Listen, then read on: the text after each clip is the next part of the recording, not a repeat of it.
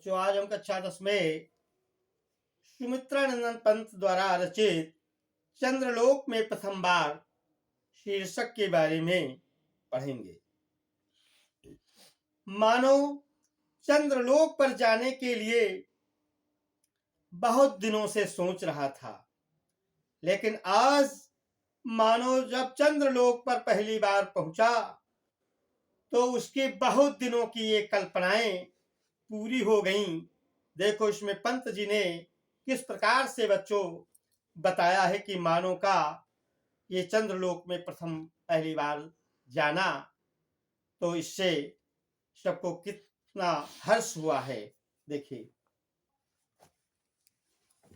चंद्रलोक में प्रथम बार मानव ने किया पदार्पण, छिन्न हुए लो देश काल के दुर्जय बाधा बंधन, दिग्विजयी मनुष्य निश्चय वो ये महत ऐतिहासिक क्षण है। तो चंद्रलोक में प्रथम बार, तो प्रस्तुत पद्यांश हमारी पाठ्य पुस्तक में संकलित चंद्रलोक में प्रथम बार शीर्षक से लिया गया है बच्चों, और इसके रचयिता प्रकृति के सुकुमार कवि श्री सुमित्रानंदन पंत जी हैं।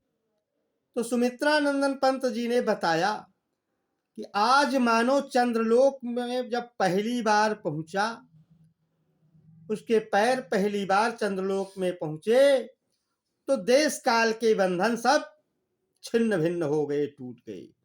चंद्रलोक में प्रथम बार मानव ने किया पदार्पण। कवि का कहना है कि मनुष्य ने जब पहली बार चंद्रलोक में अपने चरण रखे तो छिन्न हुए लो देश काल के दुर्जय बाधा बंधन। तो देश काल के अजेय बंधन जो थे वो सब कट गए। मानव बहुत दिनों से चंद्रलोक पर जाने के लिए सोच रहा था, लेकिन आज मानव ने पहली बार चंद्रलोक पर जब अपने चरण रखे तो देश काल के जो दुर्जय बाधा थे, बंधन थे, वो सब छिन्न भिन्न हो गए। कहते दिग्विजयी मनुष्य निश्चय ये महत ऐतिहासिक क्षण। दिग्विजयी मनु के पुत्र मानव ने जब चंद्रलोक में पदार्पण किया तो उसका यह क्षण, यह समय एक महान ऐतिहासिक समय था, क्योंकि कहते भू विरोध हो शांत निकट आए सब देशों के जन। हमारे देश में, सारे देश में कहते विरोधमयी भावनाएं फैली हुई थीं। तो जब मानव ने चंद्रलोक में पदार्पण किया तो कहते हैं कि हमारे देश की जितनी भी विरोधमयी भावनाएं हैं वो सब समाप्त हो जाएं और सारे देश एक पास इकट्ठा हो जाएं। कहने का मतलब सब देश एक दूसरे से मिले जुले और आपसी बैर भाव को त्याग दें। युग युग का पौराणिक स्वप्न हुआ मानव का संभव। मनुष्य युगों युगों से ये पुराने सपने देख रहा था, लेकिन आज मनुष्य के ये पुराने सपने साकार हो गए, सफल हो गए। तो समारंभ शुभ नए चंद्र युग का भू को दे गौरव और फहराए ग्रह उपग्रह में धरती का श्यामल अंचल। कहते समारंभ शुभ नए चंद्र युग का।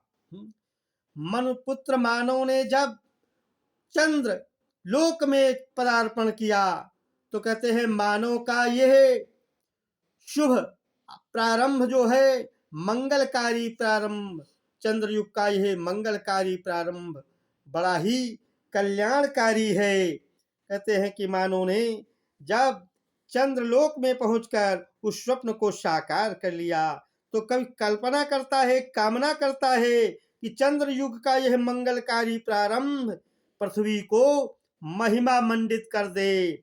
और कहते हैं पृथ्वी का संबंध इस घटना के कारण चंद्रमा से जुड़ गया है, तथा इसके परिणाम स्वरूप पृथ्वी की गरिमा में वृद्धि हुई है। कहते फहराए ग्रह उपग्रह में धरती का श्यामल अंचल, और फहराए ग्रह उपग्रह में, छोटे छोटे ग्रह जो हैं बड़े ग्रहों की परिक्रमा करें, तथा धरती का जो ये श्यामल अंचल है, यह हरितिमा सारी धरती पर हरियाली फैल जाए, तथा हमारे देश में कहते सुख संपत्ति संपन्न जगत में, सारे संसार में सुख संपदाएं संपन्न हो जाएं, बरसे जीवन मंगल, सबके जीवन में कल्याण हो, सबके जीवन में कल्याण की वर्षा हो। अमेरिका सोवियत बने नवोदिक रचना के वाहन, जीवन पद्धतियों को के भेद सामान्य हो विस्तृत मन। कहते अमेरिका और सोवियत नवीन दिशाओं के रचना के वहन करने वाले बने, तथा जीवन में जो भेदभाव की पद्धतियां हैं वे सब समन्वित हो जाएं, और सबके मन का विस्तार हो, तथा जितनी भी पद्धतियां हैं वो सब एक हो जाएं, बैर भाव की कुरीतियां सब मिट जाएं, सारे देश आपस में मित्रता के भाव से रहने लगें। अनुयुग बने धरा जीवन है स्वर्ग सृजन का साधन, मानवता ही विश्व सतभु राष्ट्र करे आत्मार्पण। कहते अनुयुग बने धरा जीवन हित, कि कवि कहता है कि संसार में नवीन अणुयुग का आरंभ हुआ है। इस पृथ्वी पर जीवन के कल्याण और पृथ्वी के पर स्वर्ग की रचना का साधन बने।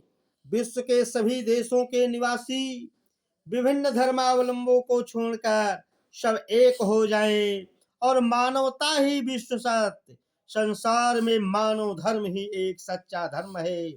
इस सत्य के सामने सभी राष्ट्र आत्म समर्पण कर दें कि संसार में एक ही धर्म सच्चा है, वो मानवता का धर्म। इस सत्य के आगे सभी समर्पित कर दें। धरा चंद की प्रीत परस्पर जगत प्रसिद्ध पुरातन, हृदय सिंधु में उठता स्वर्गिक ज्वार देख चंद्रानंद।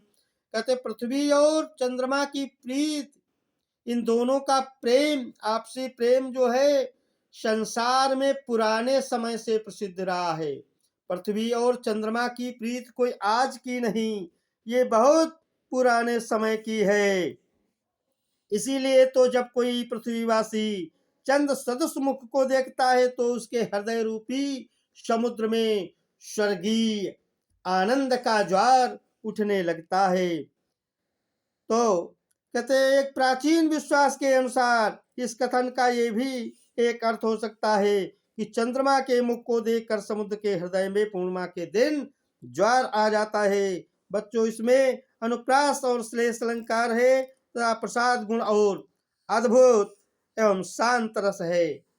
आज बच्चों इतना ही पढ़ने के बाद हम विराम लेंगे, ठीक है। और आप हमारे आधुनिक हिंदी ज्ञान सागर चैनल को सब्सक्राइब करें, लाइक करें। जय हिंद।